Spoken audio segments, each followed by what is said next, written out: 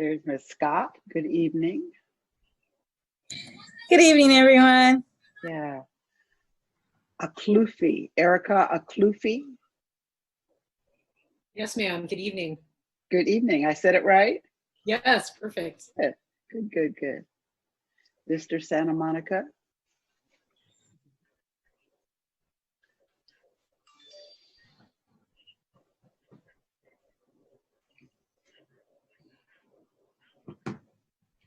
I'm glad to be here. I'm down at the pier. It looks really nice. It does look very nice. Angela, do you have any more light nearby you? Do you want me to turn it down or turn it up? Because I feel like the back has, okay, yes, I do. Hang on just a second.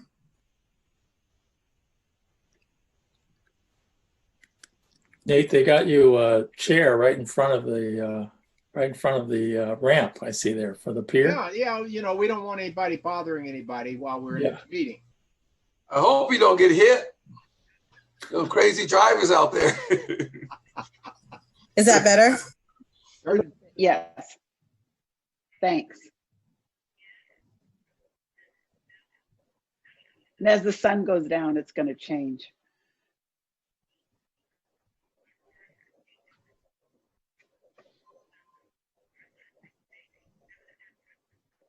Well, I see we already have more than 70 participants, so we will have a lot of listening to do. Mm-hmm. A lot of listening. So you need to adjust your chairs or go get something to drink. Now is the moment. So, Erica, you've changed. Oh, she did.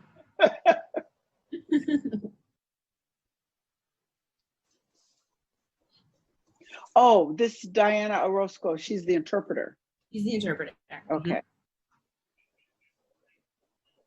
Mm-hmm. And now she's back. Grab a pad of paper.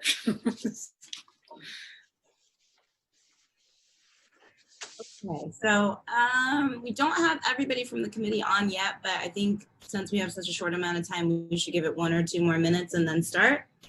Okay. Go refill my cup. Okay.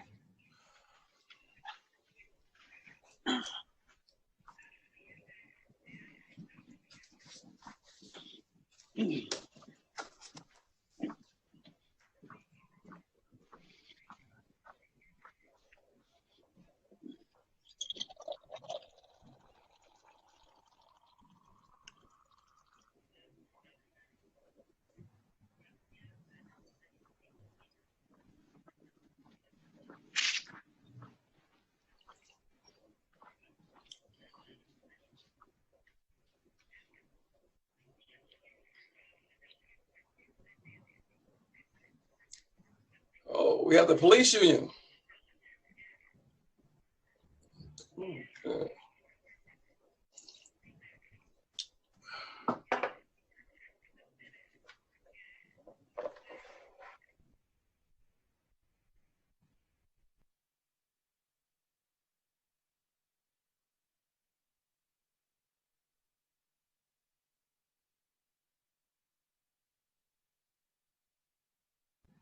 Okay, it's 6:04, so I think we should maybe get started, yeah? Everybody ready? Okay. Thanks, Lisa. Over to you, City Manager Lane Dilge. Good evening, everybody. I want to thank everybody for being here this evening for the meeting of the Advisory Committee to the Interim City Manager on Public Safety Reform. This committee is looking carefully at proposals for reform to our police department use of force policies and other aspects of public safety. We appreciate you being here with us this evening, and because tonight is about listening, the most important thing for the evening is for us to listen to all of you. So thank you for taking your time. And I want to thank the members of the committee particularly for the time that they're devoting to reviewing policies, reviewing proposals for reform, and to moving our community forward together. Thank you all very much. And this evening we will be facilitated by Kikanza Nuri Robbins, who is an advocate for social justice and reform and an organizational consultant who has worked with the city of Santa Monica over the last couple of months to facilitate conversations like these and to ensure that we are all in a space where we can listen to one another and talk with one another honestly, with comments both negative and positive. So I encourage everyone to speak freely and speak honestly, and I appreciate Kikanza being with us to moderate this evening. Thanks for joining us this evening. Thanks, Lane. I just wanted to quickly introduce our committee and talk about our process. This work is happening in phases. The first phase is about listening and learning. So last week we had a presentation from our Community Services Division and our Police Department to hear what they wanted us to know. And tonight is the community's chance to let us know what you want these volunteers who have come together to help shape recommendations for our city and public safety reform to know as they start to dig into that work. I'm gonna just introduce everybody briefly so that we have more time to hear from you. But we will hear reflections from the committee at the end. So when I say your name, give a wave so people know who you are. So we have Daryl Good, Darnell Crumpler, Mike Chaton, George Brown, Robbie Jones, Mark Morgenstern, Shuli Lotan, Nat Travis, Angela Scott, Erica Eklufi, Rasika Flores, Relinda Harvey Smith, and Liz Cruz. A few things tonight. Many of you have already started to raise your hand. So if you do want to make a comment or a remark, raise your hand if you're on video, or press *9 if you're joining us by the phone. There's also a separate phone number for those of you who want to ask your question in Spanish to be connected to an interpreter. The last thing I want everybody watching to know is if you do need interpretation, which I need to learn how to say this in Spanish, there is an interpretation button that you press the globe button and you select Spanish and you will hear the entire meeting in Spanish. If anyone on here speaks Spanish and can say that in Spanish, I would appreciate it. Or otherwise, hopefully the people who RSVP did get that information in Spanish in the invitation. They can put it in the chat. Yes. We'll put the number in the chat in Spanish. It's like, I can say it in Spanish if you'd like. Oh, thank you. All right. Yes, so hay interpretación para este evento. Si notan en su pantalla abajo hay un globo donde dice interpretación. Si le hacen el clic al globo, ahí va a tener la opción de interpretar en español y puede escuchar toda la presentación en su idioma. So está abajo de su pantalla. Thank you, Liz. Okay, with that, I will turn it over to our moderator, Kikanza Nuri Robbins. Good evening. I'm really happy to be with you all and excited to hear what the almost 100 people who are here to talk to us have to say. So want to remind you that the purpose of this session is for the committee to hear your thoughts and your suggestions. This isn't like a regular meeting where you might come in to complain to staff about something that staff has done. This is a diverse group of volunteers. They are, for the most part, not staff, but your neighbors. And they want to hear the things that are on your heart, the things that you're concerned about, the suggestions that you have to make, and the questions that you want to raise. Because this is a group that understands that we can't make decisions for another group. We can't define what the problems are for someone else. We need to hear from the people, not about us, without us. So your passion is absolutely welcome. Remind you to be civil, no verbal abuse, but absolutely we want to hear what excites you. We also ask that you keep your comments pithy and parsimonious, just a few minutes so that there's room for everyone to speak. We need to share the air.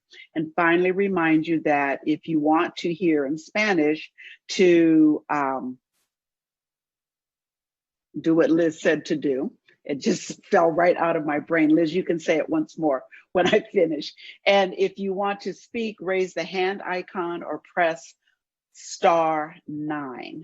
And so with that, Liz, one more time, if we want to hear it in Spanish, what do we do? Do you want me to say it in Spanish? Mm-hmm. Got it, just to make sure.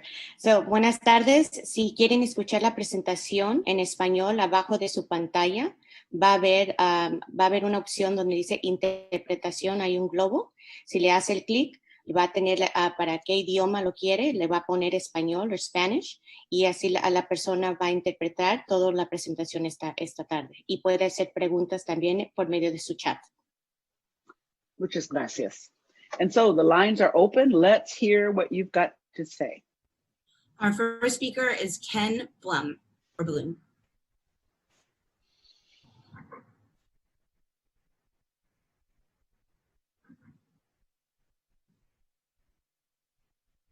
If you have video, Mr. Blum, we'd love to see you, and please unmute yourself.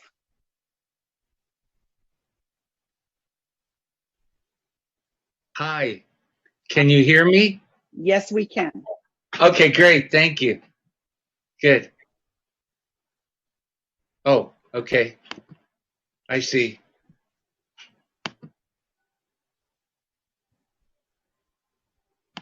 Ah, there you are. Now, Oh, it just took a few extra things. Thank you. We're all learning. So, what do you have to say? First speaker of the evening. Let's go. Okay. My name is Ken Blum. I live in Santa Monica. I've lived here over 28 years, 13 in an apartment, and the last 16 in our condo that we own. My wife and I live here. Our adult children, who are adults now, were born in Santa Monica Hospital and went to the public schools. So I just want to give a background. Go Santa Monica.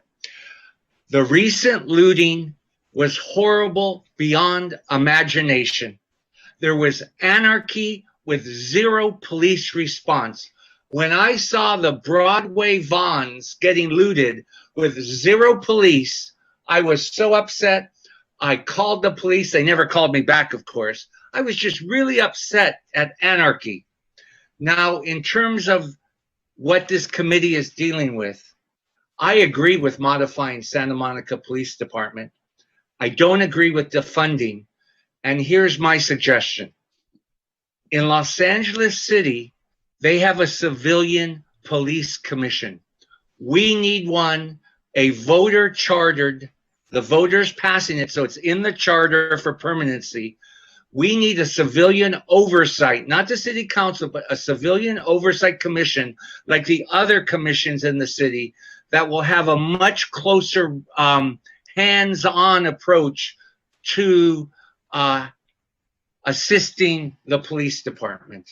They need that. They need the civilians to really show what needs to be done. Not taking away the police stuff, but we need a civilian board. Those are my comments. On the last thing, I think this committee will hear from everyone, of course, but I think they need to prioritize the residents of Santa Monica and their comments first. All residents of Santa Monica. I thank you. I thank you very much, and I'll be listening to the other comments. Again, thank you. Thank you very much. Thank you. And our next speaker will be Curtis Rayner. Curtis, if you'd like to be seen, make sure you turn your camera on and unmute yourself.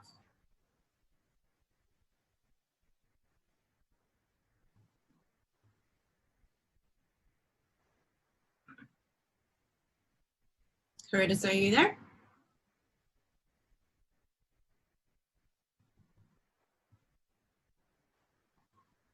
Curtis, we don't see audio or video capabilities for you, so you may need to turn some things on. We're going to ask you to go back on hold for a second, and then we'll call in the next person, and then we'll be right back to you to see if it, oh, here you go.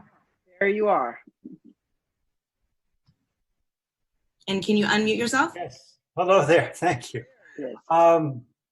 So yes, I too am a resident of Santa Monica. My son was born in the hospital there many, many years ago.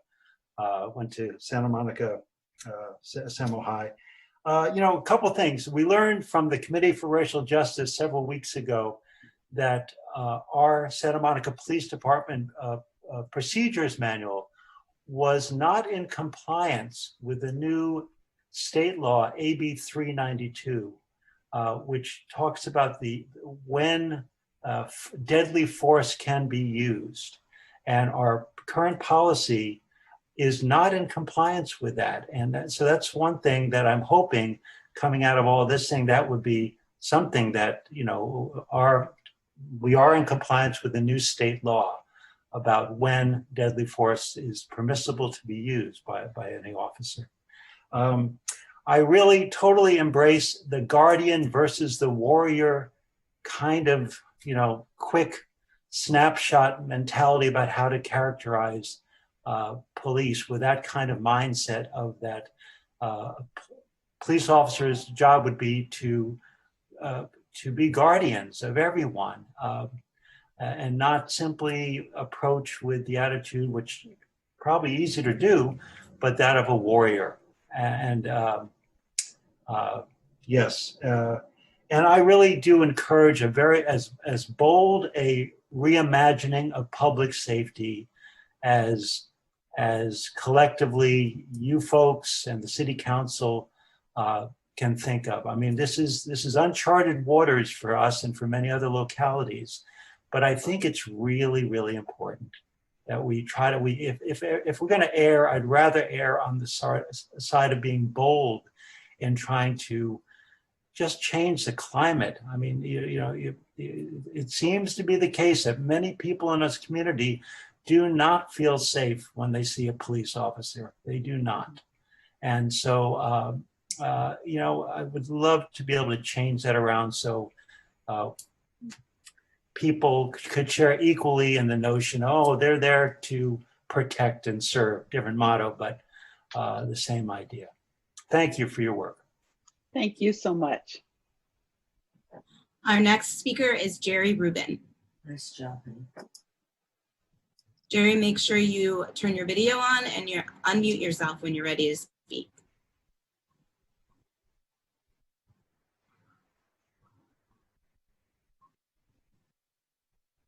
Okay, I see you in.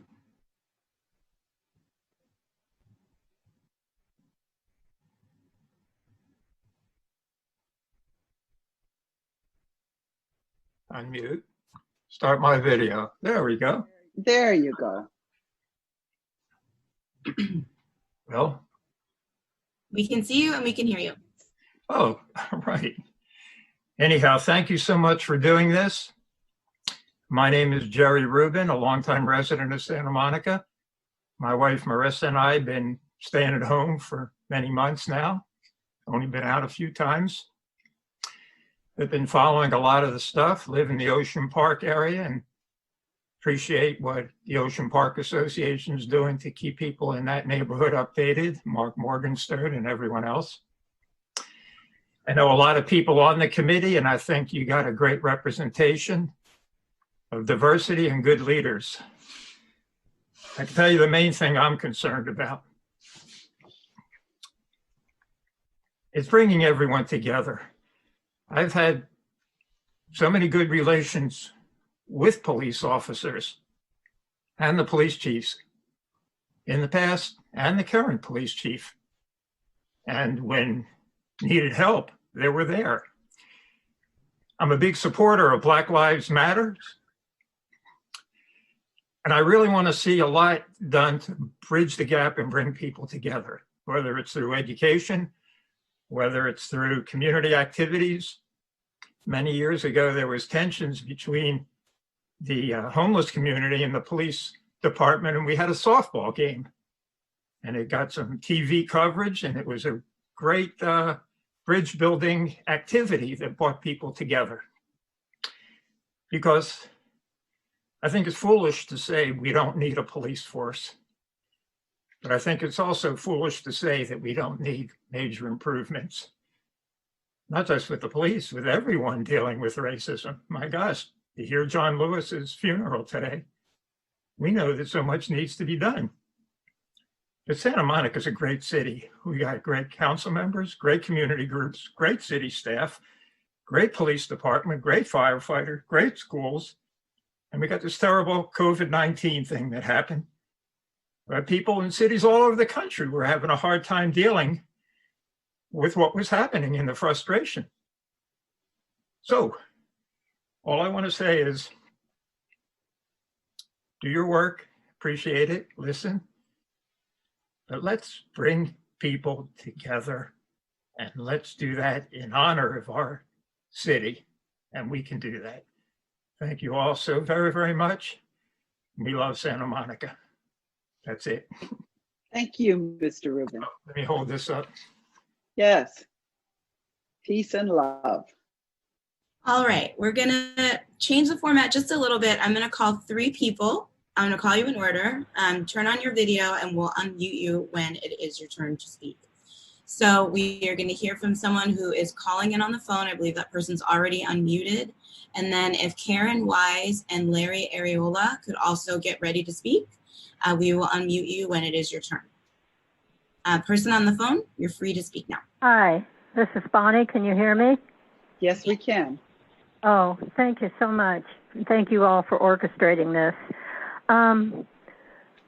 I keep feeling like it might not be a bad idea to strongly consider, shall we say, various forms of psychological testing for not only potential candidates for police force, but those who are already on the force.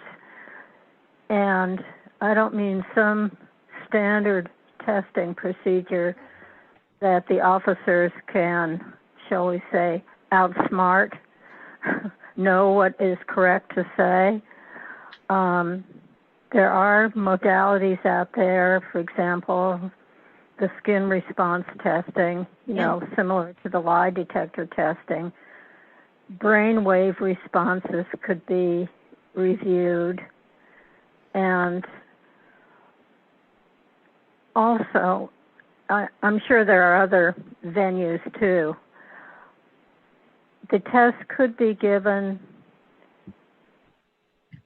without the person being tested knowing ahead of time what is going to be presented, how the testing is going to be done.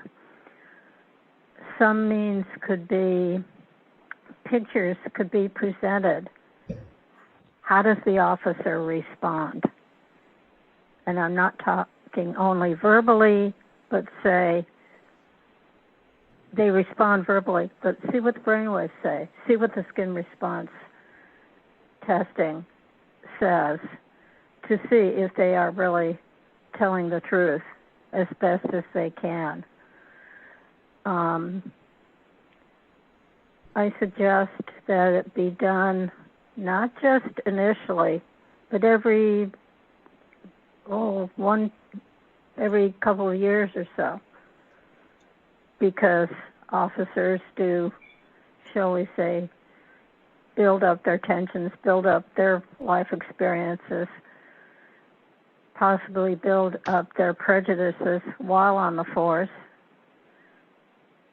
And I would like to suggest that this testing be done by an independent, outside, independent, neutral agency. And that's it. Thank you. Thank you very much. You will next hear from Kelly Blitch, and then it'll be Larry Areola, and after Larry, we'll hear from Karen Wise and Zoe Muntaner.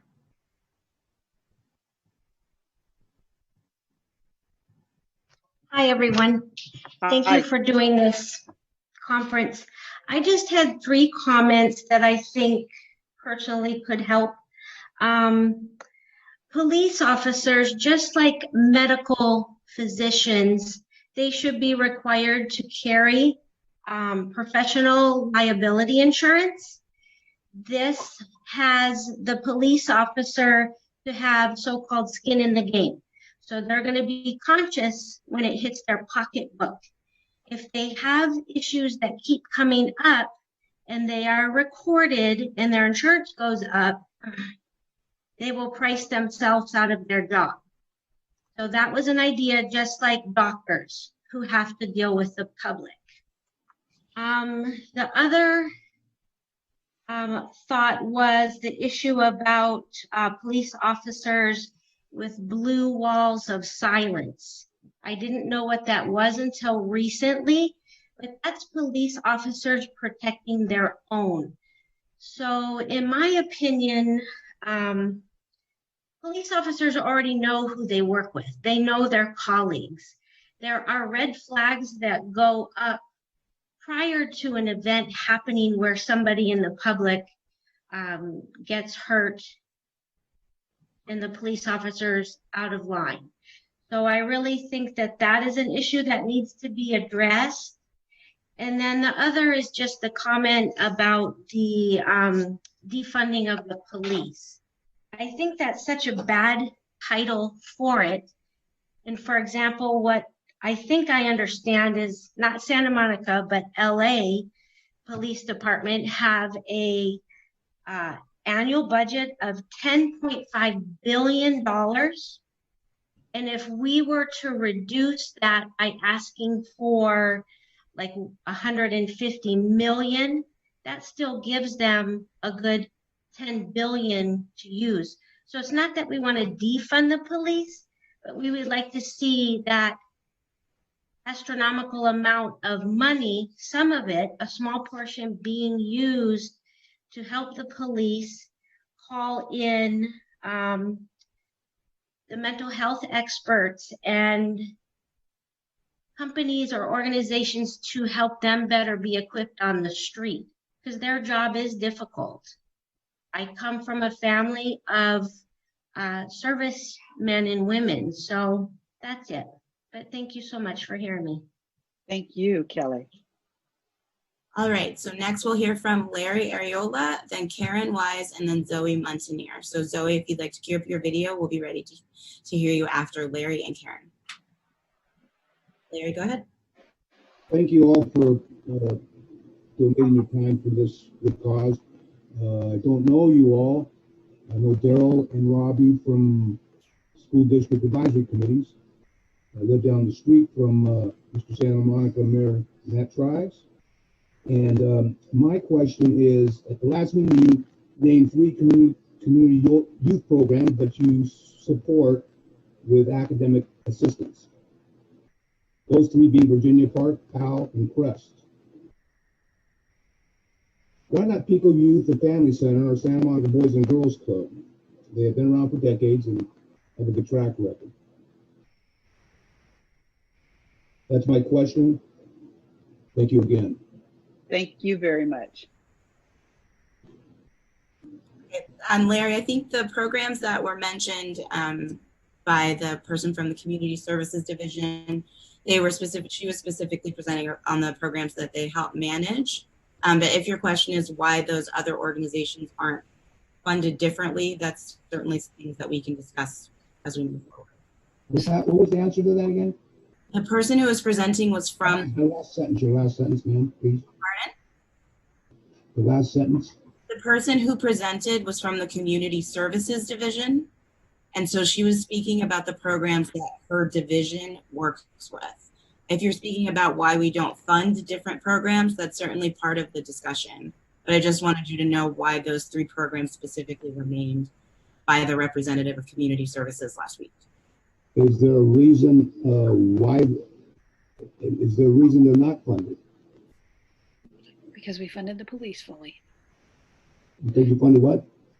The police activity? That was Karen. Why can't you fund 5 youth programs?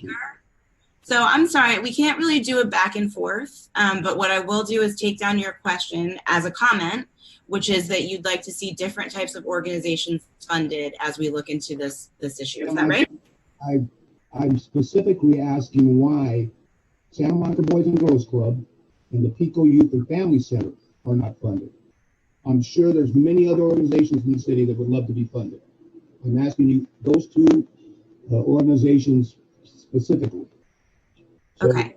This committee doesn't fund any organization, so I don't want to spend a lot more time on this question, but I do have the question and your contact information, so I'm happy to talk to you about this more going forward. And we're going to go on to Karen. Good evening. I'm so grateful to all of you, and I'm so glad that this process is happening. My name is Karen Wise. I'm a 20-year resident of Santa Monica. I've raised a daughter here who, as a baby and a toddler and a child, was a library and a park fiend. She went through all the public schools, and those libraries that you've closed indefinitely while not cutting the police budget are our libraries. It hurts us, and we are not disadvantaged. I can only imagine those kids that were coming in for the tutoring and can no longer cross the street from where the unhoused are housed in those temporary locations. What's going to happen to those kids? They don't have school and they don't have the libraries, and we have huge budgets for the police. We all have anecdotes. Mine starts with my dear godson, a handsome, upstanding, saliently Latinx, good-looking young person. He moved into my house as a 19-year-old to attend SMC, and immediately, for the entire time he was here, he was subject to being casually stopped by the police in ways that none of the rest of us, white people, ever were. My Black friends who come here with nice cars, they always say, I might get stopped there. These things, we all have these experiences. We know they happen. We know this happens in our town. It's not because of evil, it's because of structural things, and we've got to do something about it. May 31st, I know this is not about May 31st, but it should be a wake-up call to all of us. And I pray that those young people, of our young people, the kids that were out there from Samo High, who were out peacefully protesting, who were shot by our cops with things we've paid for, will come and talk to you, because it is tragic. It's devastating. No wonder my daughter and all her friends are afraid of our cops. This is what happens. Public safety is a public issue. It's not just a police issue. We are all guilty. If our budget funds a police department that we don't believe in, we've got to do something about it. Police officers will never be mental health professionals or mediators or drug counselors or child care specialists. They need to stop being the drug counselors sent into our schools. We need real drug counselors in our schools. They need to stop being the people who are doing child care. And if they want to participate as individuals, like our parents, in being coaches and mentors, wonderful, but it shouldn't be structural, and it shouldn't come from the police union. We've got to separate the police and the police union as structures from all these things that they aren't experts in. I don't want a doctor doing my policing. I don't want someone designing a museum exhibit who is a librarian. We're all professionals, and we need to treat them as professionals.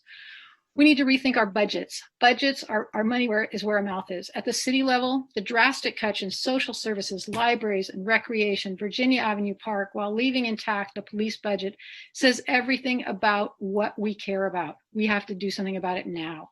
At the city and the department level, police are involved in far too many things in our community officially. Individual police officers, great, but not officially.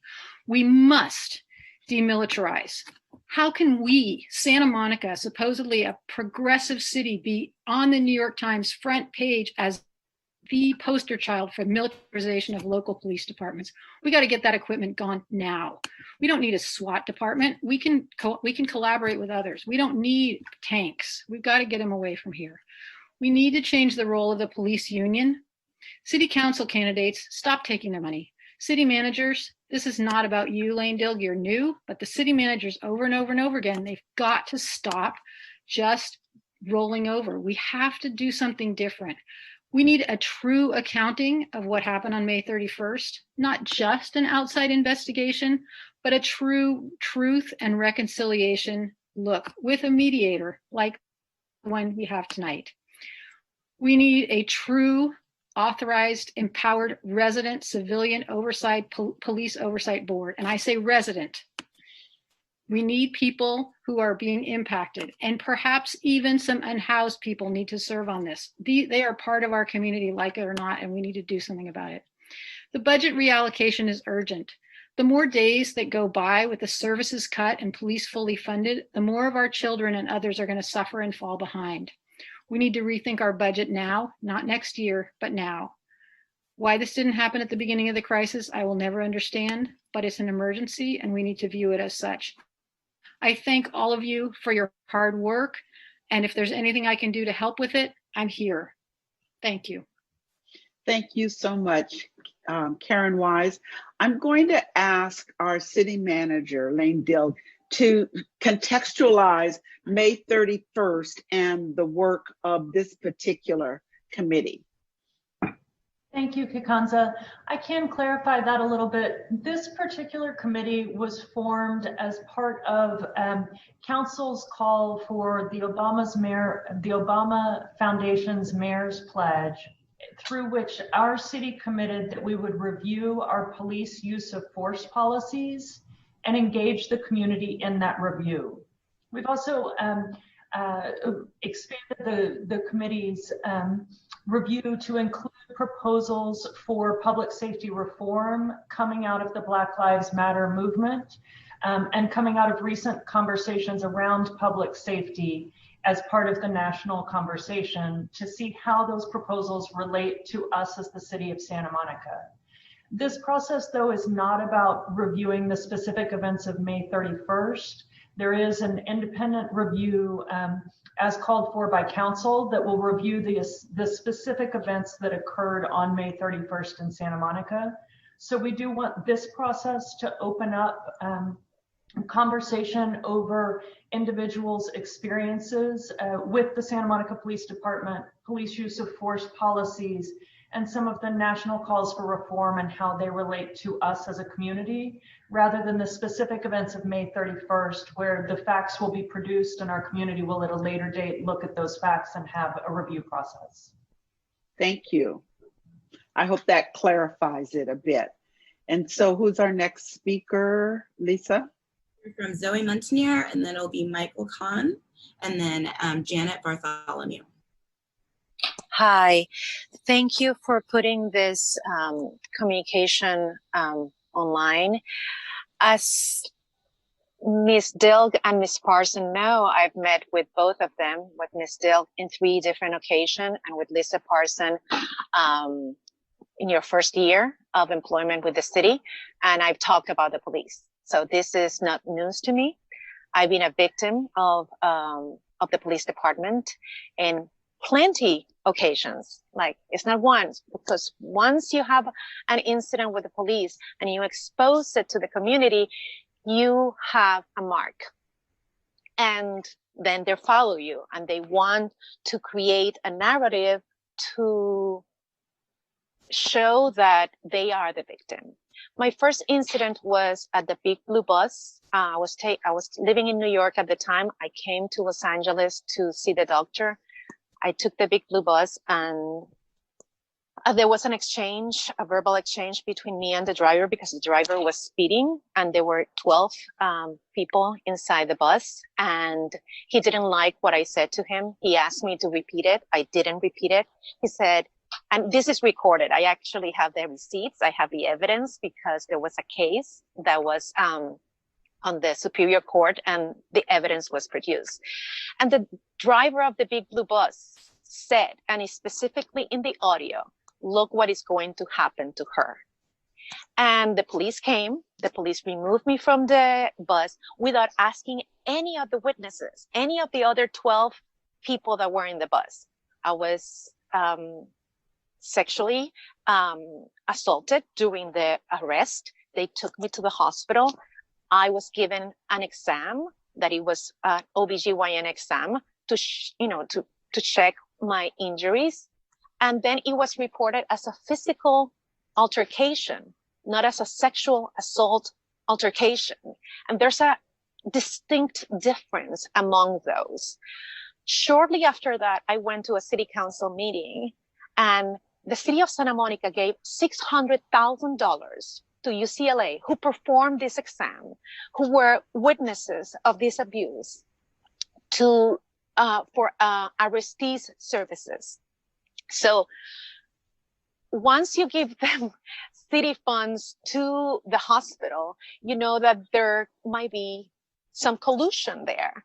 And I would not be so inclined to believe that, but in 2013, that was 3 years after this incident, I had a bike accident. And this time they took me to St. John's Hospital and they told me that I didn't have any fractures. Well, I had an accident the following week and they took me to Cedars-Sinai. They took x-rays. And then when the case was being analyzed by lawyers, they said, your fractures were from the first accident. We saw the x-rays that St. John's took. And it was interesting that the police were the ones who took me to St. John's Hospital. And in 2 different occasions, 2 of the biggest hospitals in Santa Monica have put a different diagnosis to protect the city of Santa Monica. And that is beyond wrong. Now, my resource, of course, will be to sue the city of Santa Monica. But with the trauma that I have, and with the target that I have, I'm a target. I'm afraid to do that because as it is, I've been prosecuted and persecuted. So it is just baffling to me that this conversation is taking place because I have met with the chief of the police, the past chief of the police, with this one.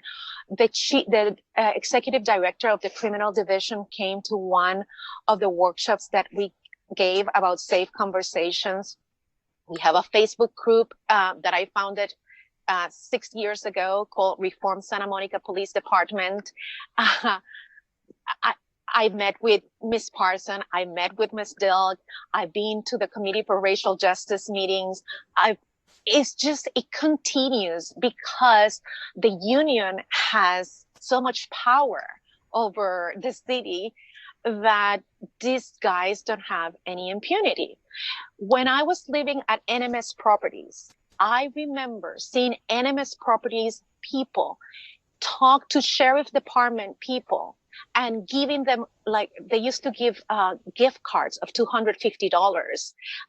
They gave one to me and I gave it to the city. And that's when the lobby, ordinance came up because they were buying people left and right. Even Neil Schechner has a name in the police department, the Russian guy. He's from the Ukraine.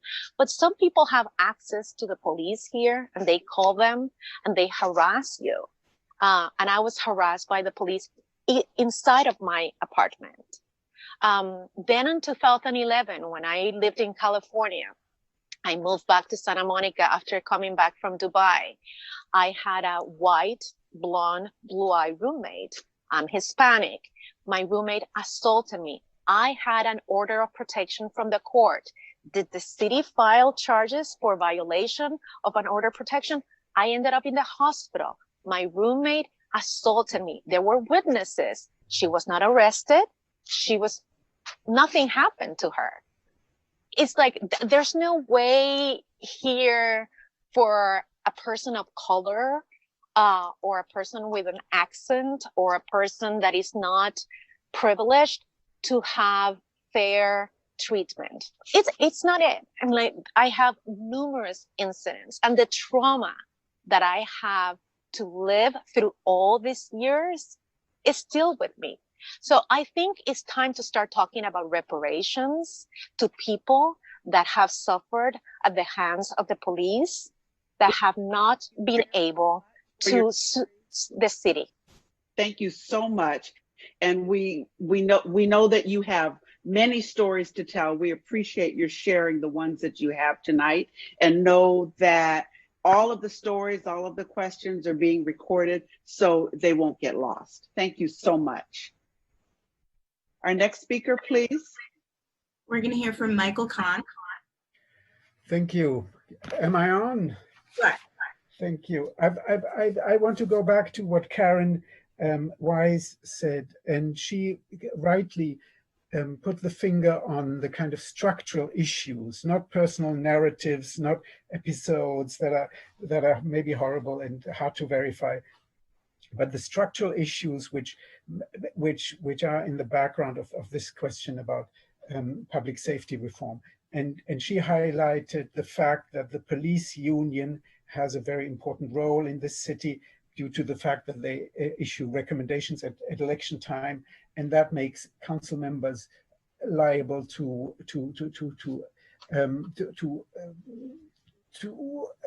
decisions that then reflect badly on the whole city, like when the police department remains unchanged and all other social service departments are being cut short in light of the COVID financial crisis.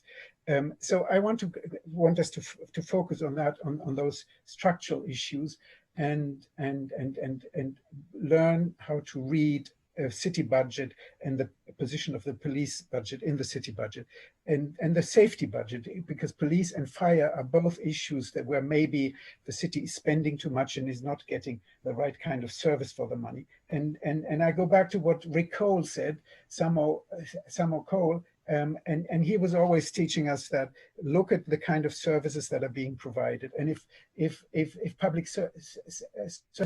services need to be provided by the police, then they're provided by the most expensive agency possible. If they can be provided by another agency, then the city can be a better city and can invest its money in a better and more effective way. I myself would be interested if the Commission could focus also on transportation issues and transportation related issues. I brought a book here which is called Policing the Open Road, and it's a book by Sarah Seal, and it tells the story about how policing evolves around the automobile and how it evolves around traffic policing and the kind of racial issues that are active in traffic policing. And I think that's something that the committee should absolutely look at, especially in a city like Santa Monica, where it strikes me all the police vehicles are too large and too fast and too strong and too big, and too few police officers are seen on bicycles and patrolling on foot. And that focus on speed and efficiency and gear, and some people have used the word military, is something that creates a distance between the community and the public safety agencies, and that is not what I think is desirable. My interest would be that we've got, and so we need to see and parsimonious. Yeah, just one more little point.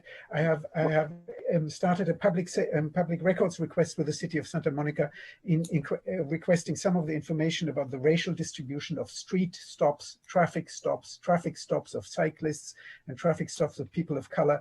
And I have received a very long message, but it says I have to pay $174.50 for this one and $147.50 for that one. So there is maybe data for your committee to help, but it costs a little bit of money. I couldn't get it. Thank you very much. Thank you very much. All right, our next are going to be Janet, Vicken Sapillion, and Sierra Brewer. I also just want to remind those of you who are with us over Zoom to please raise your hand, press the raise hand button if you'd like to speak, and press *9 if you're on the phone and you'd like to speak. And you can go ahead, Janet. And I want to remind you that we've got no more than 3 minutes per person. We want to share the air so that everyone gets a chance to talk. Thank you. Hi, I thank you for this listening session. Lately, I'm a long-term, 21-year resident of Santa Monica. Recently, I've become more aware than I had been before of how Black people are treated different from white people. And so I have a question and 2 comments.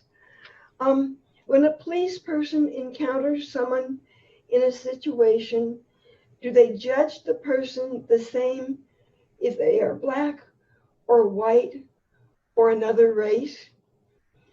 If you look to race to size up a person, it can be easily wrong as right. Stereotypes are made by outsiders and can easily mislead as lead correctly. And I thank you very much. Thank you very much. Thank you, Janet. Okay, Vicken. Thank you very much for this panel, for putting this together. I too am a longtime Santa Monica resident. In fact, I'm a physician and have even practiced medicine in the city of Santa Monica as of a few months ago. I'm an immigrant, and some of my fondest memories as a child when we used to come and visit family were actually trips to the Santa Monica Pier, which led me to, move to Santa Monica when we finally moved to the United States. On May 31st, I actually worked in the morning, and then after work went to participate in the peaceful protests that were taking place along Ocean Drive. I was part of the protests until the group arrived in downtown, and then when pandemonium hit, I'm also a photographer, and I had my cameras with me and bore witness to some of the looting and the mayhem. And I was on my bike, so I was able to go back and forth between the looting that was going on, catching some of the protests, the looting, as well as the police response to, or the lack thereof, to some of the, some of the atrocities that were taking place. I then followed the protests to around Main Street, which is where I live, and also witnessed some of the looting that was taking place, including the store of one of my family members. And as I sat there helplessly, not being able to do anything with no police in sight. Over the ensuing days on June 1st, I again worked in the morning. I had a surgical procedure. I came back by 11 a.m., got on my bike and rode my bike to downtown and saw the community, how the community had come together in such a beautiful way to get out there and clean. And it just so happened that, I was riding my bike next to a gentleman who happened to be African-American, who was playing a harmonica. In fact, we stopped in front of City Hall where the National Guard was, and I said, why don't you just play the harmonica to the National Guard people? And it was a beautiful, beautiful scene. His name is Shane. We've become friends since. We went to downtown, and on that day, there was a 1 p.m. curfew. And about 1:45 p.m., he said, Viken, I have to go. I said, what are you talking about?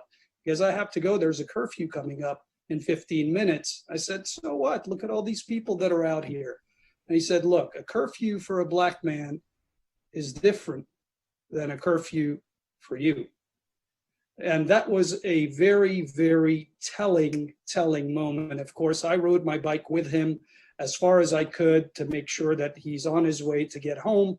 And then I turned around and came back home myself. Now, since then, I've had many conversations, doing telemedicine from home for a big part of the spring. Has given me the opportunity to walk around and meet and talk many of the members of the community, including police officers. And indeed, there definitely is some big room for change. And I could say conversations that I've had with the police officers that they don't always feel comfortable having to call on some of the calls that they have to respond to. And it's great that we have residents of the city of Santa Monica on this panel, but keep in mind many of the complaints and many of the calls that they respond to are not people who live in the city. So I'd like to just close by saying that we really all need to work together to make our neighborhood a civil place, a less divisive place. I think there are open minds on all sides. There are reasonable minds on all sides, and we should be taking this opportunity of whatever is going on in the nation, whatever is going on in the world, how we've become so polarized, and try to work together to bring our world, our neighborhood to a civil place again. And thank you for the opportunity. Thank you. Thank you. So next we'll hear from Sierra Brewer. Then the next speakers are Mike Cortrait and Renee Ainsworth. If you guys can join the call and you'll be on mute. And Sierra, go right ahead. Hi, I wanted to thank everyone for being here and for listening. I really appreciate that. I grew up in Santa Monica, born and raised, lived in the same apartment with my mom last 20 years. I went to Roosevelt, Lincoln, Samo, and I just graduated college and moved back during the pandemic. So I want to reemphasize what Karen was saying about the importance of actually taking funds from the SMPD's budget. The Santa Monica Police Department's budget is around $100 million. And just from this going into the new fiscal year, it was increased by 5.5 million. I know that 4.9 million was redirected from a different department, but that's still an increase in the overall budget when we're in the middle of a pandemic and everything else is being slashed. My mom works for the school district, so we've been following everything going on with the school board as well, and so many people are losing their jobs.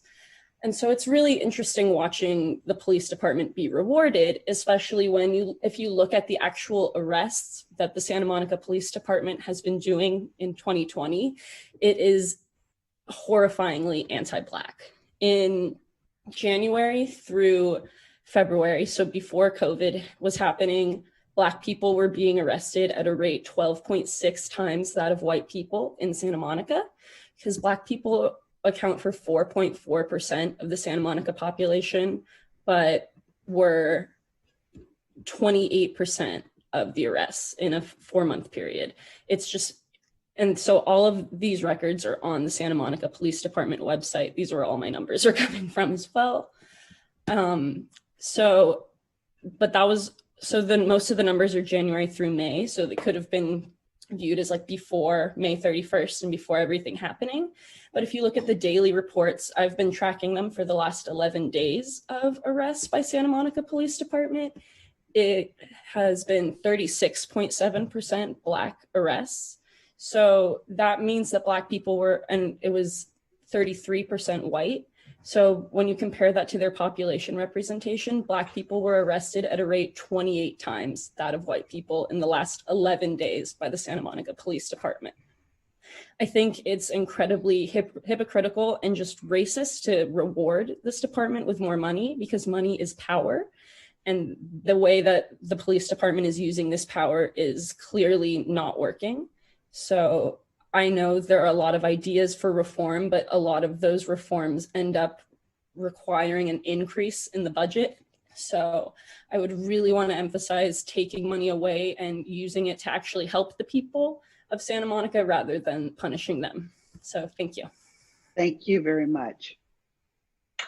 All right, next is Mike Cortrait, then it will be Renee Ainsworth and Gina Frazier. I have a short commercial. So I was born in Santa Monica and I'm still here. Back in 1993, when I was a Santa Monica police officer, we started a program at the Museum of Tolerance in West LA called the Tools for Tolerance for Law Enforcement program. It's still there. In the last 27 years, we were approaching training maybe a couple 100,000 police officers.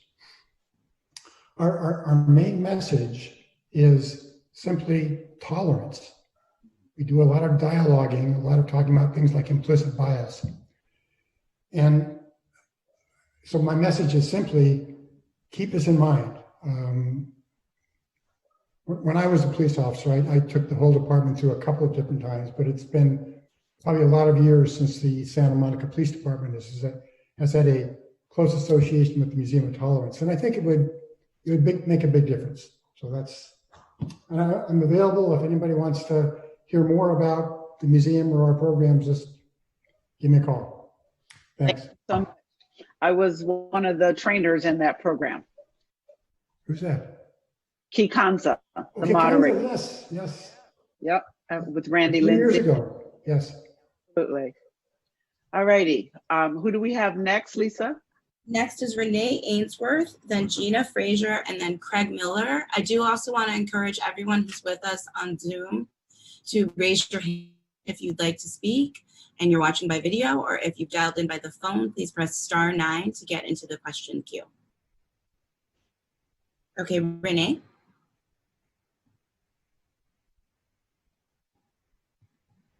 Okay, I'm unmuted.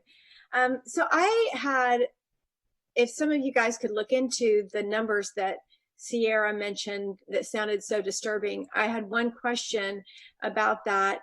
in the arrests, I understand that she was saying that there are only 4% of people, or maybe specifically Blacks in Santa Monica, but I wonder if all of those arrests of Black people were Santa Monica residents. So I'm just curious about that. But whatever it is, that sounds terrible. But my question is specifically about defunding the police, because for example, I know LA has taken some money away from the police department, but they did not take that money and put it into any program to offset what the police are asked to do that they probably shouldn't be being asked to do. And so my concern is I don't want to get into a situation where we did when very well-meaning people wanted to defund mental hospitals, and we and the thought was that we would take that money and we would put it into community health care centers, and then what happened was all the mentally ill were thrown out onto the streets and no funding was put into community health centers. So I don't want to see, you know, the police department defunded, but that money not put into programs that we're asking the police to currently take care of. Because one of the things that they are being asked to take care of are situations dealing with the homeless. And that is definitely not their area of expertise. And I think it would be great if we could have, you know, people from dual diagnosis mental health facilities making assessments on these people and putting them into appropriate programs and getting them the assistance that they need, instead of it being the job of the police department. I know that I saw a particular individual recently that looked like they were in really horrible distress. You could tell that they had no idea of what was going on. It was a very hot day. They looked like they needed to drink water and probably had no idea that they needed water. I mean, it was just really horrible. And I know that is something the police are expected to respond to, which makes no sense to me. But if we take money away from the department, but we still don't give that money to another facility to take care of those problems, and then we still expect the police department to deal with that, that's just going to overstress them. And then they're going to, you know, it's going to cause even more problems. And I also wanted to make one more comment, which was the fact that a large percentage of the police budget goes to pensions, which by law cannot be adjusted or amended. And I do think we need to try really hard to figure out how to take that pension away from those police officers that are fired for horrible, you know, misconduct acts. I don't think that the city should be burdened with continuing that compensation when they have not fulfilled their obligations to our community. And if that could be assisted, then maybe some of that pension debt could be reduced. I know that that's probably a small percentage, but anyway, that's my main concern is just defunding without reallocation of responsibility. Thank you. Thank you very much. Thank you. So next you will hear from Craig Miller.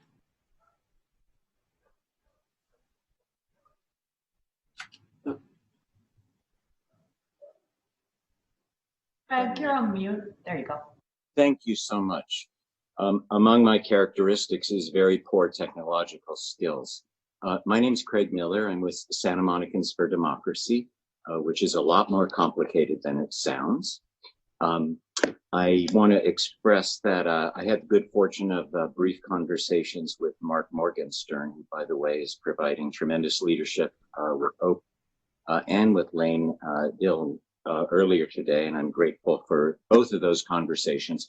And I understand that the purpose of this panel is not to delve deeply into the travesty of May 31st, and that is a subject matter primarily being addressed in other venues, and I want to respect that and not gum up the works. I do want to say that my godson and I were present on May 31st, and the personal involvement in that incident is not so much what drives me or my godson or Santa Monicans for Democracy. It's really the broader implication of what occurred.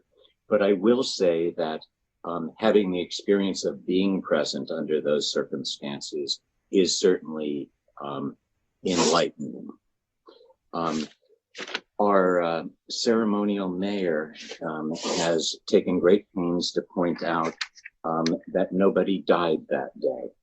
And I share his gratitude over that fact, but I would also like to suggest it's a rather low bar. And also that while nobody died that day, I do think something died that day. And that thing is our city's maintenance of even the veneer of high respect for the Constitution of this country, and particularly for the First Amendment. I won't go on further about 531 other than to say that I think it would be do the city well and do this process well if the city were to officially invite all eyewitnesses to the incidents of 531 to come forward and share their experience, share what they saw as part of a logical process of trying to really reconstruct what occurred, determine the facts, and then take action based on those facts. I would also like to suggest that the more micro issues of what occurred on 531 has really valuable implications for what I understand is sort of the charge and duty of this panel, which is to look at macro issues of policy and budget. But the occurrences of 531 could really help inform some of those policy and budgetary decisions. And I have it on good authority that the internal police department review is perhaps on the order of a month or a month and a half away from now. And I would just raise the question of might that not warrant a greater priority and maybe some direction from the city manager or from the city council that really ought to be expedited, considering May 31 was already quite some time away. And I think the learnings that would come from that, again, could inform the broader budgetary and policy decisions. Thank you. Thanks. Thank you so much. You're welcome. Thank you. Our next speaker is Gina Frazier, and then she'll be followed by Catherine Nabrita. Where's Gina? Gina, can you unmute yourself?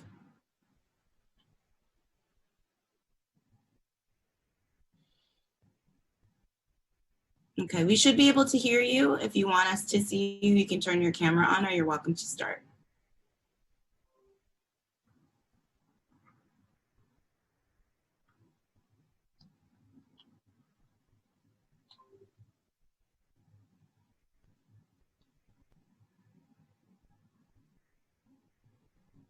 Gina, are you with us? If you're having some difficulty, I can put you on hold while you check those things out, and then we can come back to you. Okay. Catherine, why don't you go ahead? And then our next speaker will be Mike Feinstein. Hi, everybody. So unlike most of the people here, I am actually new to Santa Monica. I moved here about a year ago. And these are things that are exciting me and that do worry me as being a new resident here. So I do want to get involved as much as possible. Now, I might not know all of the facts. Sierra Brewer, thank you so much for stating all of that. That was very, very mind-blowing. But anyways, one, although I'm sure that defunding the police might not be available in the immediate future, I do think allocating their funds into more training is possible. And community building, guidance training, and maybe more teaching them more about psychology.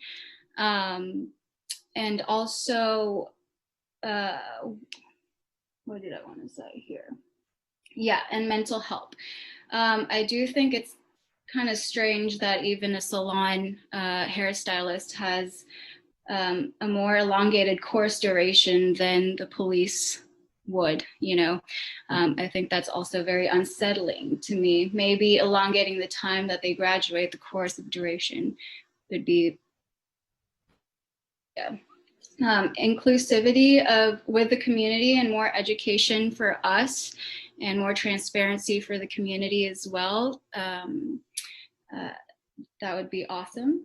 And I don't know much, but for me and my observations so far, I've noticed that there's been a raise of police funds and also a raise of rent, but there's still a lot of homelessness and there's still a lot of parking tickets being made. They're not really, you know, soft on that. And so, yeah, those are just a few things that are on my mind that I've observed.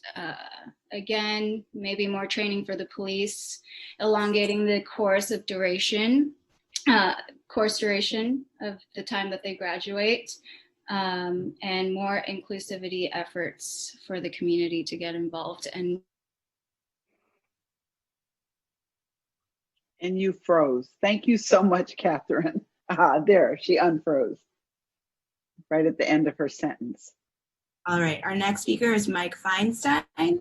Again, I just want to put out a final call. Mike will be our last speaker unless there are additional people who press the raise the hand button in the Zoom video or press *9 if you're joining us by phone. Go ahead, Mike. Thank you, everyone. So,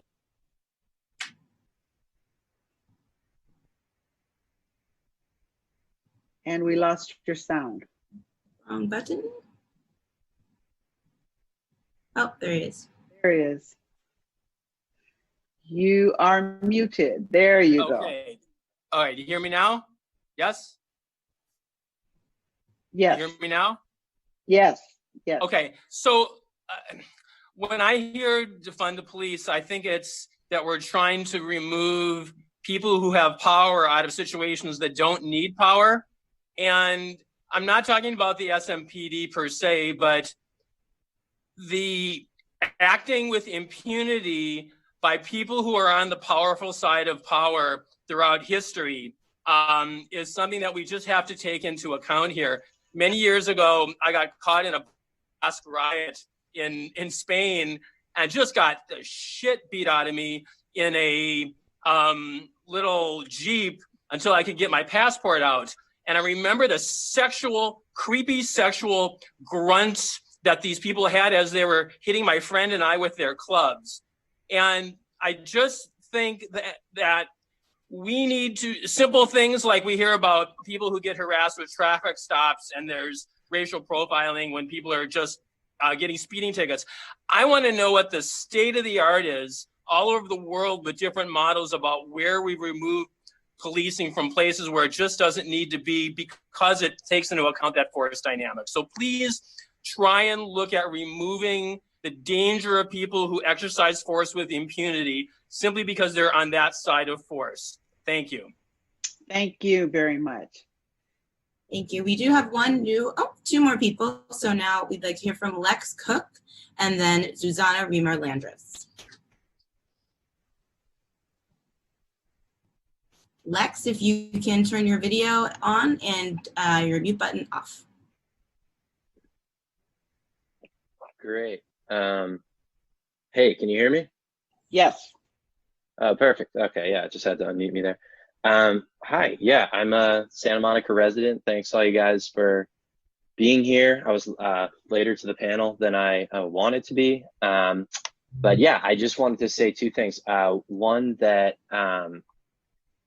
after the events of May 31st, I've been thinking about a lot of things, but One in particular, as I've like read more about tear gas and the use of chemical irritants, it's, you know, crossed my mind that a city like Santa Monica, there could be an opportunity, and I think there should be an opportunity for us to lead the way on saying that we're just not going to use those anymore. I mean, these are weapons of war that were banned, you know, for actual warfare, you know, not 100 years ago, but almost at like a Geneva Convention a long time ago. And it's pretty crazy that we use that against our own citizens, particularly just to get a crowd essentially to say, you've had a little bit too much First Amendment right to assembly, and so we're going to throw chemical grenades at you.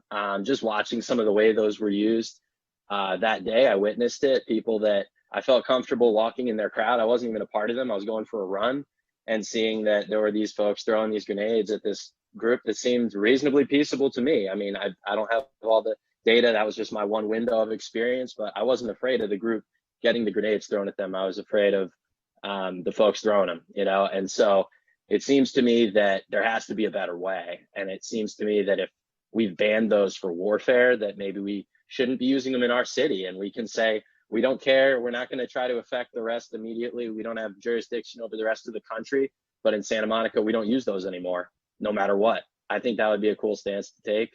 More than cool, I think that's a huge understatement. I think that would be an incredibly humanitarian stance to take.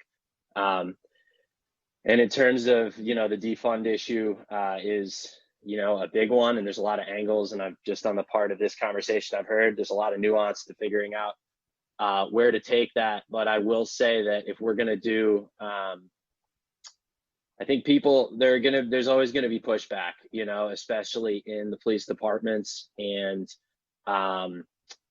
it just seems to me, my mom was a teacher, you know, and it seems like education and every other side of publicly funded services have gotten cut and cut and cut.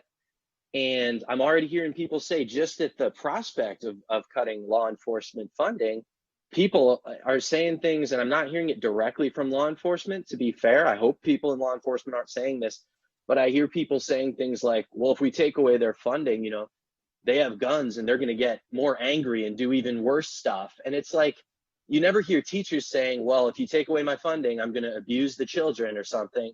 So if there's people saying things like that on the police side, if they want to quit, they should quit. And if there's going to be, you know, a conflict over it, some conflict is good. And it might be time for some conflict. And it might be time to say, if we've cut all these other social services, maybe there's time for asking other parts of the government, like law enforcement, to do more with less. And if some of them can't handle it, you can't stand the heat, get out of the kitchen. So anyway, thank you. Thank you very much. All right. Our last speaker is Susanna. It's actually Sean. We've been watching together. Hi, Sean Landris. I'm a resident of Sunset Park, and was really pleased to see this committee be formed, and very pleased to see the people who are on it, because I think that they are so broadly representative of so many different parts of our community, across the ages and neighborhoods and backgrounds. And so thank you for that, for being who you are.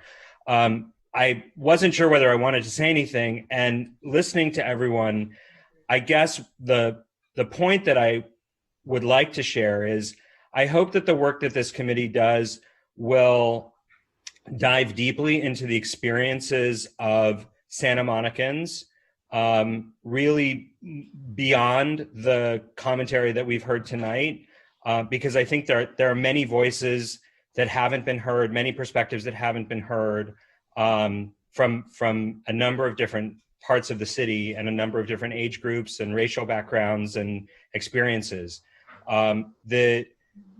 This modality is friendly for some folks who are comfortable calling in and speaking. And I think the work that you all are doing is so important. I hope you will find ways outside of the public eye to hear the stories of people who have had real encounters that have affected their sense of public safety. And I hope that you'll go back to a conversation that many of us heard the city council have, I think about a year and a half ago, Councilmember Anahara in particular raised this question of what public safety really is. And it goes beyond policing. It goes to whether we can thrive, whether we can grow and thrive in this community, whether we feel safe, whether we feel seen as who we are, regardless of our race or our gender or our sexual orientation or our gender expression or our background, our immigrant status. That's not always something that can get aired and shared in a public hearing. And so I hope that this committee will do that work. You're a member of the committee and she spoke publicly. I mean, I think about stories like the ones that Liz Cruz told last year at the end of the Wellbeing Conference. Such powerful testimony to what is possible, but what real trauma people experience over the course of their lives and how we need to really rethink public services and public safety alike. So thank you for your work. I really appreciate your taking the time to listen, and I hope you'll keep doing it. And I really hope that the outcome of this work will reflect the reality in Santa Monica. There's so much national, statewide, even countywide conversation that is important to have, but what is in Santa Monica is where this work will have its impact. And so I hope that the changes and the policy changes you recommend will really reflect the experiences and the capacities of our community. And then finally, I hope that you will communicate and educate. There's so much that we need to know about what it takes to be a social worker, what it takes to be a police officer, what it takes to provide public safety to our community. I think a lot of what's going on is that we don't all know what the investments are, how many hours people spend doing what training they get. And so I hope that part of your work will not only include recommendations, but also a strategy to keep us informed moving forward and make sure that we're as educated and empowered as residents and stakeholders in the city as we can be. So thank you for your work. Thank you. All right, we've got 3 additional speakers. We'll hear from Brooke Bastinelli, Anne Greenspun, and Rachel Gross. Brooke, go ahead.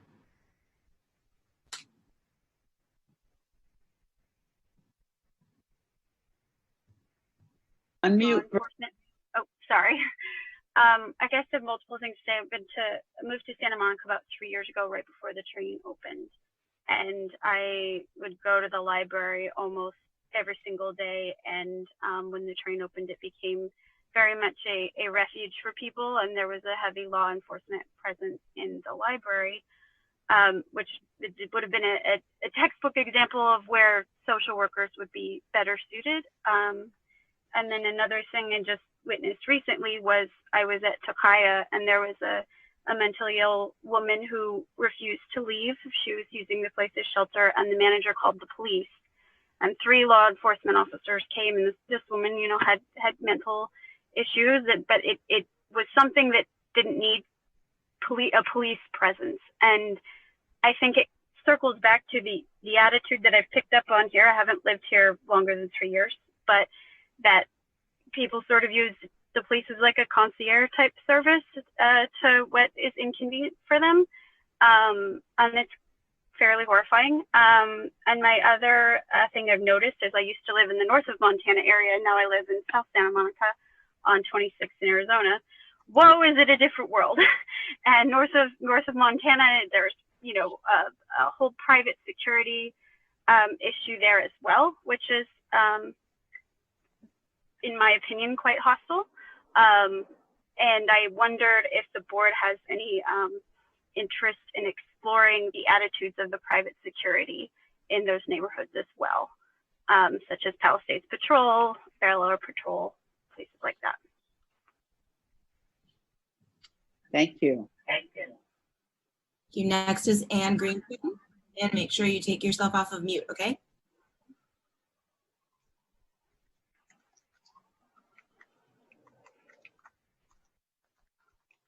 Okay, thank you. Actually, technology-wise, I don't know how my picture got posted with the rest of the panel. I apologize. So I'll stop after this and restart. I want to, gosh. But I do want to thank the committee because I can see all of you are really listening and it's really important. Rather than everybody's had nice continuous thoughts, I just have a few I would like to share. I used to be an emergency room nurse at Santa Monica Hospital quite a while ago. And I just want to mention working with the police, the cumulative effect that what they do every day must have on them. I mean, I would get to go home after 8 hours, but they would bring in clients or patients that were raped, that were robbed, that were slashed, that had died. I mean, they really had to deal with the underbelly of the city. And I think that the PTSD from just dealing with all this every day must be really tough. And I think that must manifest itself in many ways. So I guess what I'm asking is, do the police have mandatory, do they decompress after their shifts? Is it mandatory? Because it doesn't seem to be, it just seems that it's a really hard thing. And I was very sympathetic working with them day in and day out, the trauma that they have to deal with, and just every day what they have to deal with. It's really like a war out there sometimes. That's not excusing any bad behavior too, because that was one of my questions. How do you weed out the bad apples? And I want to thank Bobby Jones, who has for a long time in the city been very active with the Black community. A long time ago, when I worked with the PTA at Samo High, I noticed that there was a separate committee with Black parents and also with Latino parents.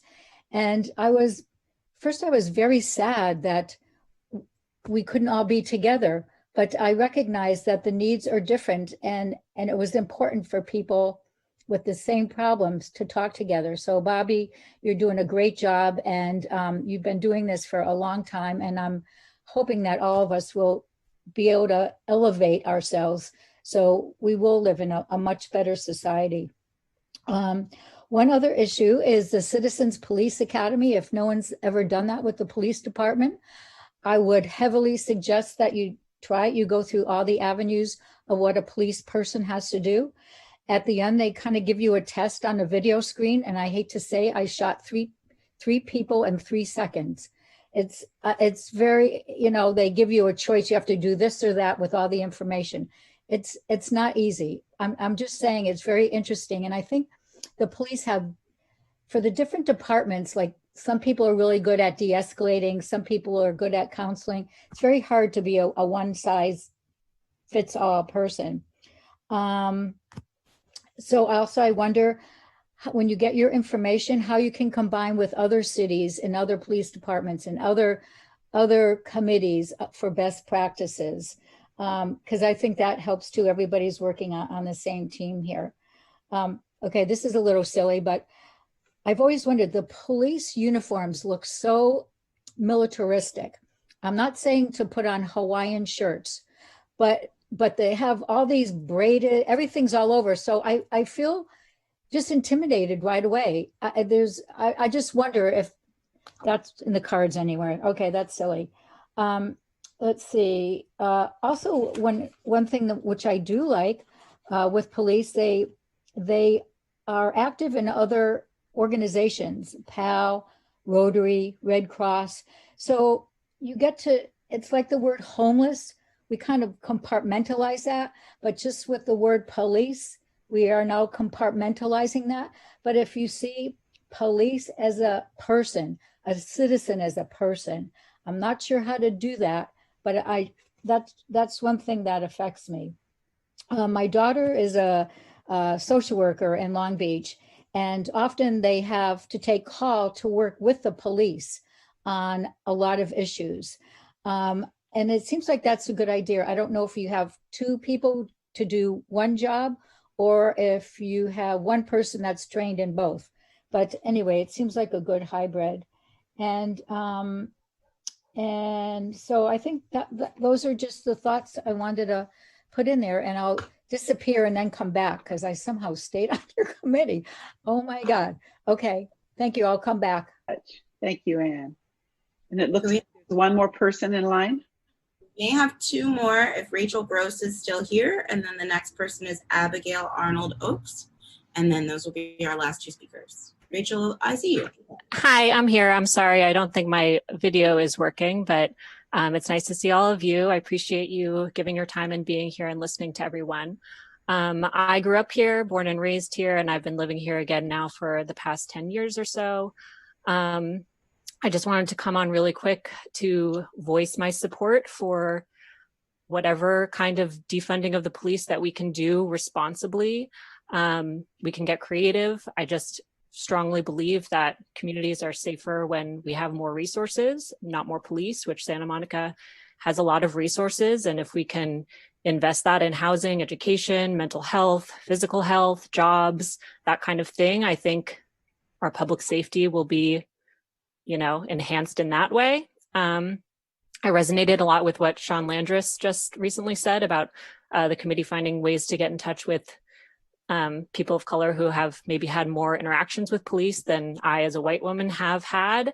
I waited kind of till the end to raise my hand for that reason. I was hoping to see more people who've had direct interactions with police come to speak with you. I personally believe that the police would help me as a white woman, but I don't trust them to help other people who aren't like me. And I just strongly believe that the system of policing hasn't been working, and the problems are structural, and reforms haven't worked in the past, and civilian oversight committees haven't worked in the past. And I think we have a great opportunity here to take advantage of this moment and really make some creative, structural, and widespread changes. And thank you so much again for your time. Thank you. Okay, and we will close with Abigail. Hi, everyone. Nice to meet you. My name's Abigail. I'm a resident of Ocean Park for 2 years now. Okay, two quick things. One is that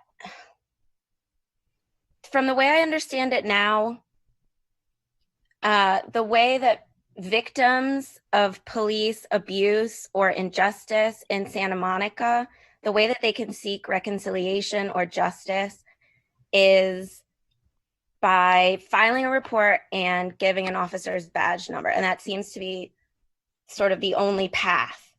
And after hearing some of the really awful stories from the young people who are brave enough to lead some of the protests in the city, and just overhearing conversations after walking my dogs, it's very clear that there are young people who have suffered abuse by the police here. And I just don't think that the victim should be on the burden, or I don't think the burden should be entirely on the victim in order to gain justice. I mean, if you're 14 years old and you've suffered abuse by a police officer, I don't think you're going to remember their badge number or look for it.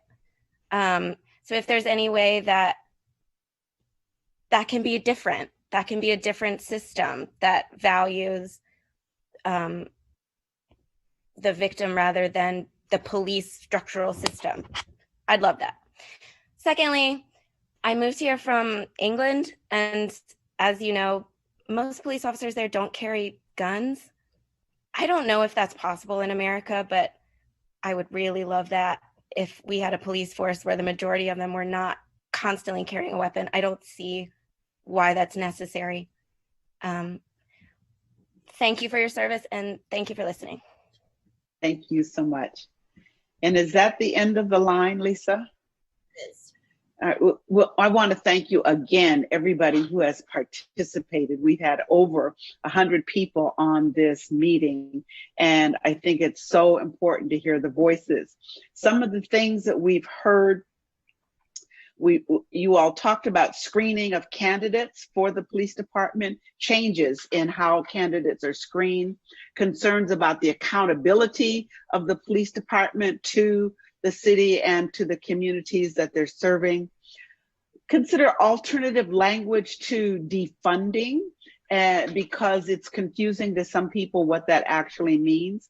Several of you raised concerns about budget allocations to the police department, and many people talked about the intersectionality of policing with so many other aspects of city government, that public safety is a public issue and it can't rest solely with the police, and there must be a use of other professionals from other fields.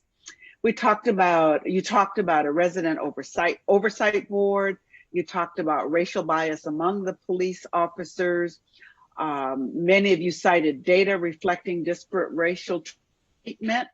You talked about training. more training for the police, training with the police, and resources for victims of police abuse. So you said these things and many, many more, and we're looking forward to hearing from the committee what they will do with all of these ideas and questions and concerns. And so I thank you again. And Lisa is going to facilitate some conversation with the committee members. Yeah, so again, thank you to everybody who was brave enough to speak up.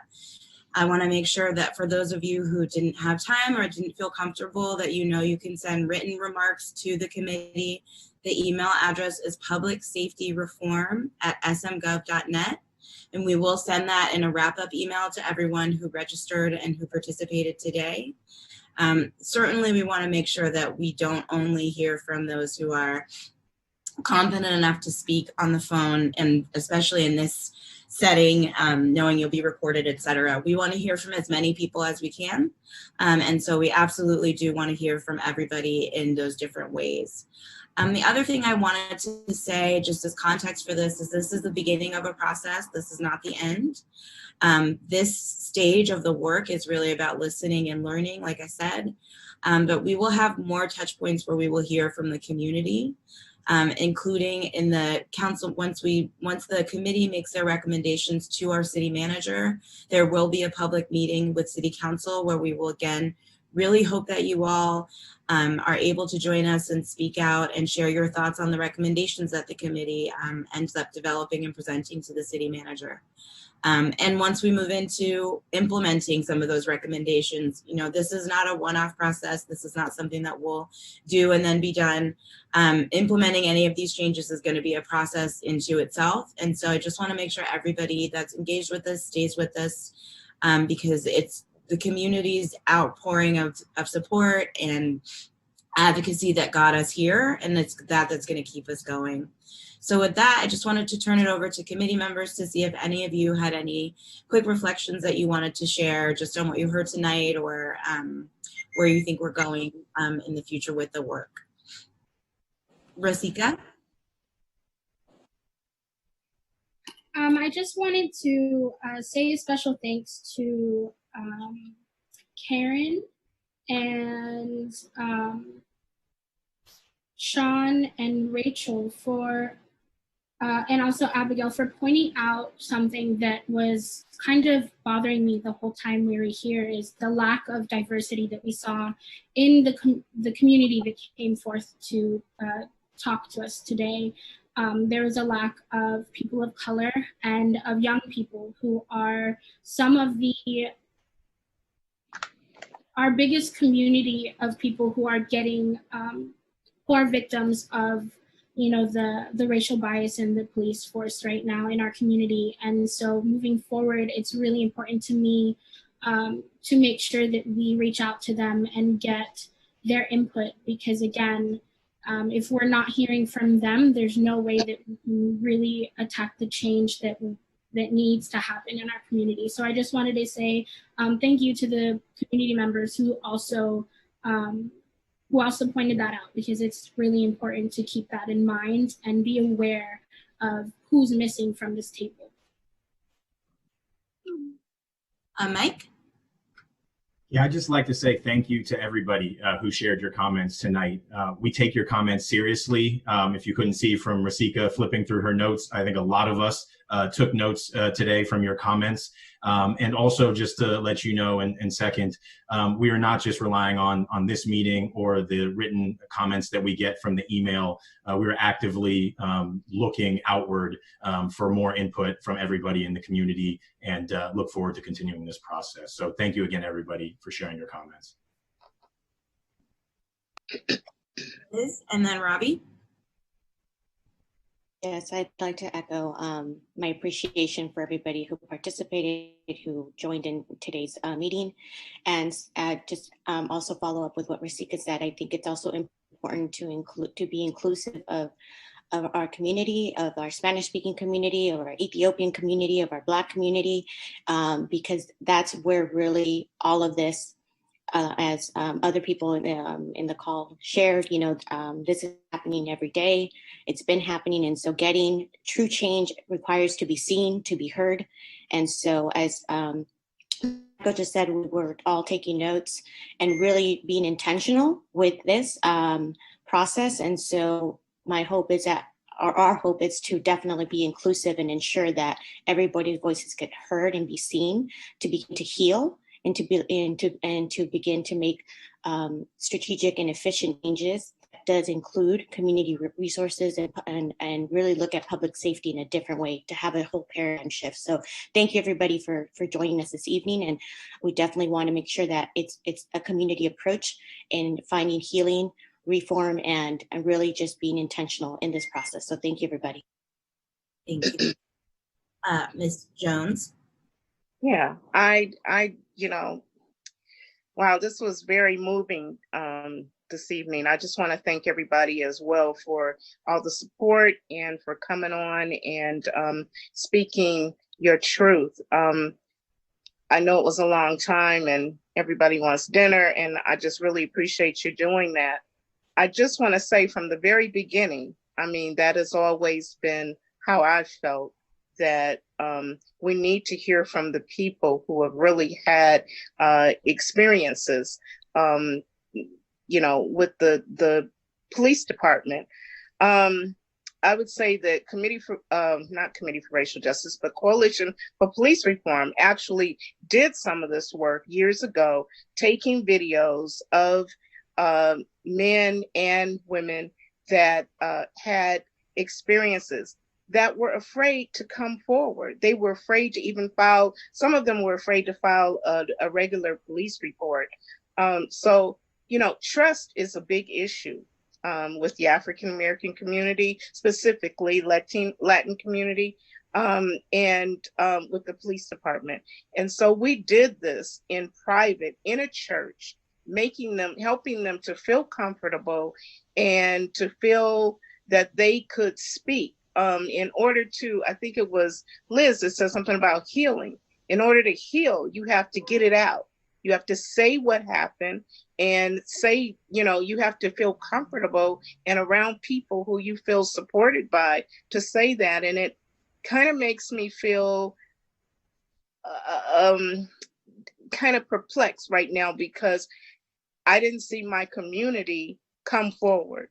So I'm wondering, I know that if they were in my house or if they were in the church, they might come forward. So I'm wondering how we can reach them in order to get more of, their stories and the things that they feel will help to set us on the right track towards healing.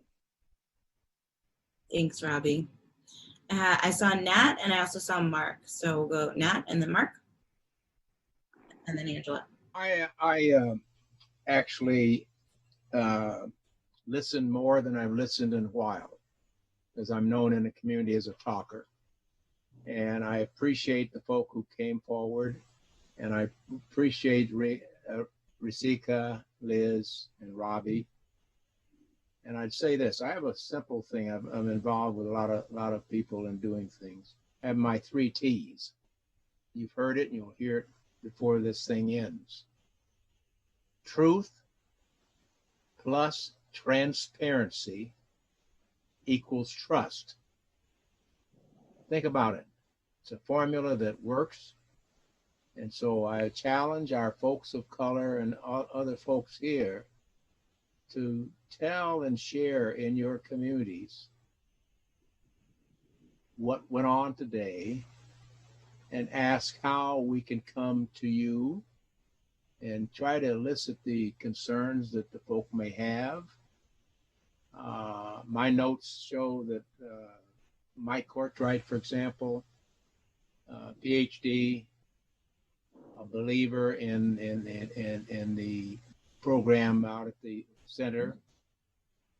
I would be curious to know how many of the local officers are going to that program. I was there at the beginning, and it was one of the best. We sat down and people of color talked with Nazis, and we worked out programs and problems with looking each other in the face. the young lady that spoke to us from England saying no guns. It's a very interesting concept. I've sat in the halls over there in England, and they there's a constitutional thing called Article 2, that is the ruination of this country, in that too many people have guns, and these guns are creating a problem that your children and grandchildren will rue the day. We can never take the guns away from our policemen, police officers, policemen and women, unless we have a community that I hear the folk trying to describe how we might reconstitute our police departments. And so I'm so proud to be part of your group. I love this town. I've lived here since 1949, and I've been active for all those years, youngsters. I'm still active, and I'm praying that my grandchildren will have a life that extends out as far as people like Lloyd Allen and others in our community. 98-year-old Lloyd, I think he's coming up on his 99th birthday, sharp as a tack. And I love Santa Monica folks, and I do everything. And I see the faces. I know many of you, and I've worked with many of you. And when Robbie talks about in the church, we've done a lot of stuff in the church, in the room on 20th and Broadway, upstairs. Remember when Jackie was chief, and we had one of the best meetings that we've had in 20 years up there with Jackie Seabrooks, worked out serious problems. And I'm just pleading that you go back and tell the folks how good this was, and give them an opportunity, even help them with the technical stuff if they don't know how to get on, how to Zoom, how to do stuff like that, because they have to be comfortable that things are true. I see my folks, this is time to confess. I was president of the Police Association of Santa Monica Police Department for 5 years, back in the 50s. And I have learned a lot and observed a lot, and I think I could be very helpful in making this system here that we're trying to do work. I have the trust of the people in the community. I also have the trust of the leadership in the police department. And they know I'm not afraid to say what is right. Never have been. I was post commissioner. I'm talking too long, Lisa, but I'm just trying to let you know, I know from whence I come. Thank you very much, folks. Keep up the hard work, and I have my notes too. So I saw Mark, and then Angela, and then Daryl, and Erica. Okay, yeah, thanks, Lisa. And thanks for all the sentiments. I'll be really brief. One thing that struck me is just how much everybody cares about this town. They're not cynical about this town. They're not cynical about where we want to go. And there's an urgency to seize the time now, use this opening, use this moment to try to do something that can answer this care, answer this concern people have for their town. That's why we're here. And of course, we'll listen to all comers and every voice as much as we can. And thanks to everyone who did voice their feelings tonight. It was great to listen to it and great to hear the levels of concern and urgency from everybody across the board. So thank you. Thanks, Mark. Angela? Hi, good evening. I just wanted to first of all say I'm honored and blessed to be a part of this, a part of reimagining what public safety is like, right? I've been here in Santa Monica. I'm in the Pico area, so I've been here several years now. And it was always my thought, as soon as I relocated over here, to get involved, become active, right? Try to create a better neighborhood, a better city, a better community than what we presently have.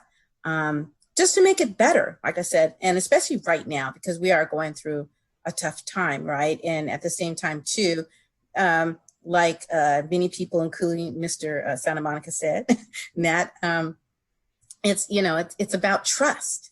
And because several of us are on other committees and belong to other, like say, for instance, parent connection groups. So we're in, or Committee for Racial Justice. So we do get out there. We are doing the groundwork. We're in the community and we are talking. It would be wonderful if they all did have the courage to speak on here. But for those who don't, because we're out there, we will make sure that their voices are being heard, because that's our whole point, is to be the voice for the voiceless, right?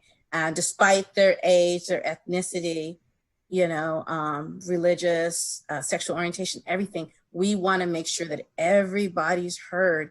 And a lot of the things you guys were saying on here about the different ways to divest, we've already had that conversation. So it's good to validate where we're coming from as far as what are the opportunities out there, right? I mean, you think about it, we're talking about even looking at foster youth and what are they feeling right now, especially the ones that have been aged out. What are they experiencing right now? When you think about that, and COVID, they have no support system. So you start to think about all these people, like other callers were saying, they were talking about those who are mentally ill. Like, we see them and we are looking at that, and you can't put all the pressure on police to be the social worker, to be the clinician. So all of this is part of reimagining. What can we do? How can we all get involved? And that's what this is about. This is the beginning of hopefully a lifelong ongoing conversation where instead of us being these singular pods, we're now acting collaboratively as a village, right? As a village by the sea. This is what we are. So let's just do it and be it all together. And I think that's part of, you know, what this is all about, as far as creating and growing and building just a community all the way around. So thank you again. I'm excited about what we can do, and this is gonna be good. Thanks, Angela. Daryl, and then Erica.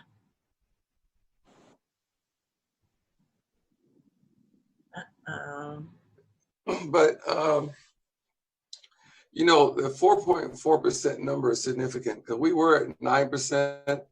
Like Nat says, he's here in 49, and I was almost born by that time. So, so anyway, he knows that what happened with the city collaborated and eliminated the Black community, and we didn't get eliminated because my grandparents moved from over there in Virginia Avenue on Berkeley in Colorado, so we didn't get wiped out.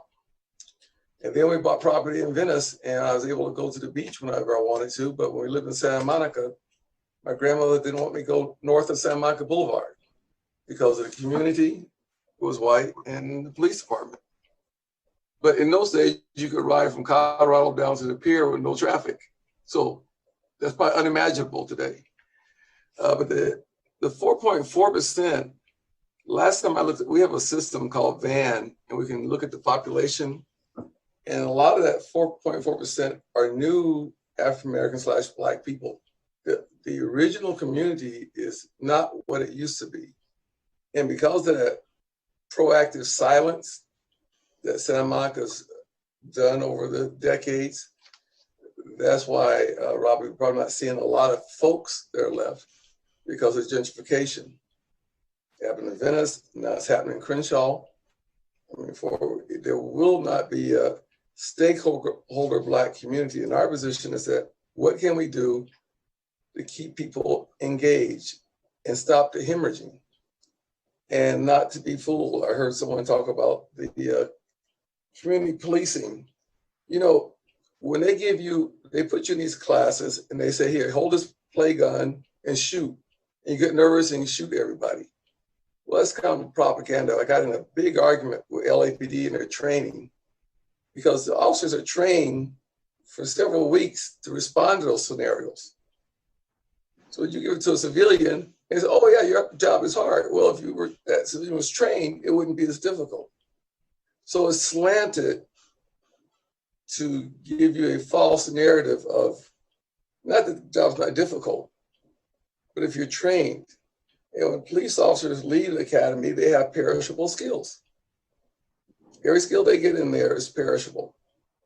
And most of the things you see, because of the lack of training, those training skills are not there. With Justin Palmer, that was an obscene event. I watched it, I interviewed him. There's no way a young man that size that I could have done anything I wanted to with him. So for those officers, with their supposed training to do what they did to bring him down, it was clumsy.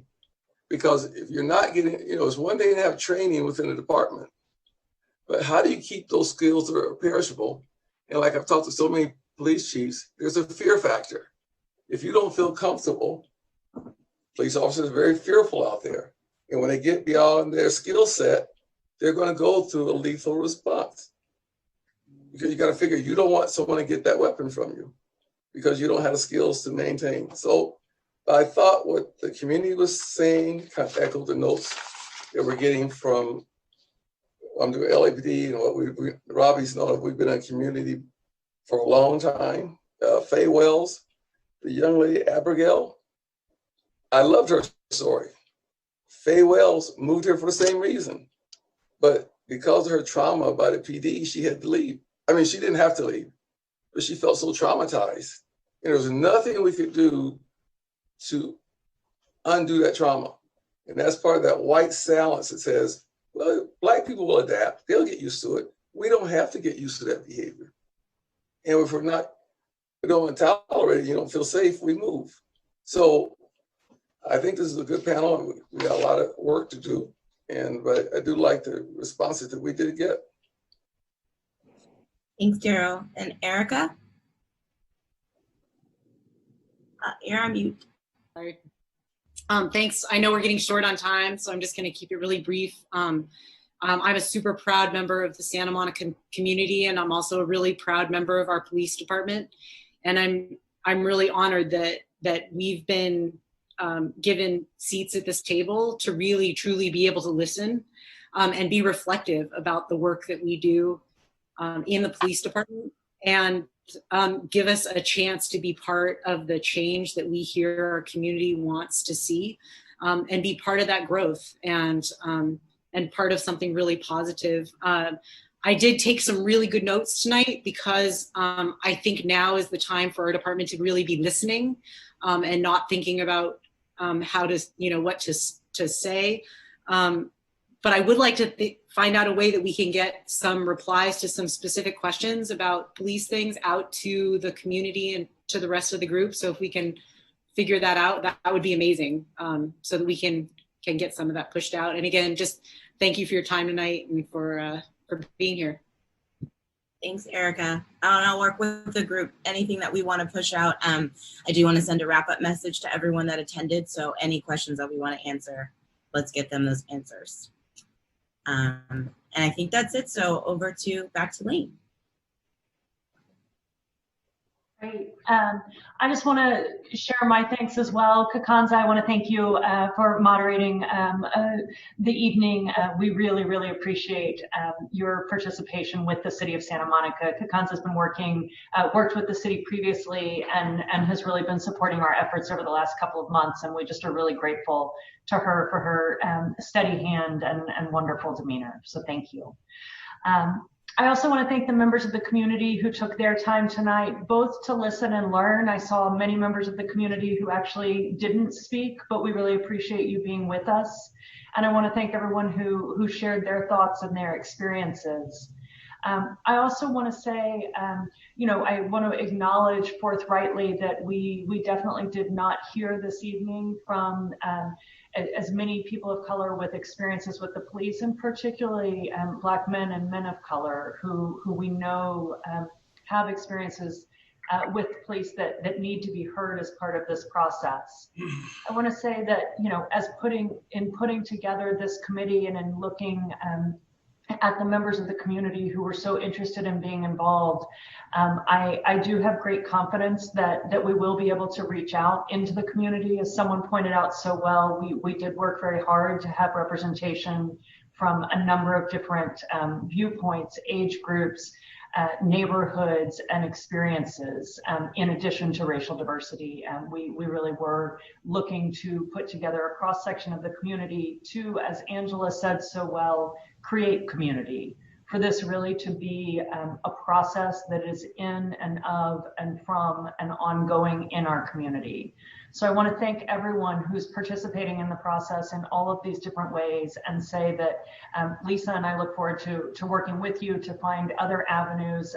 As Robbie said, if we could sit down together in a house of worship and share our thoughts face to face, there's no question that, or in a city hall, we certainly want everyone to feel included.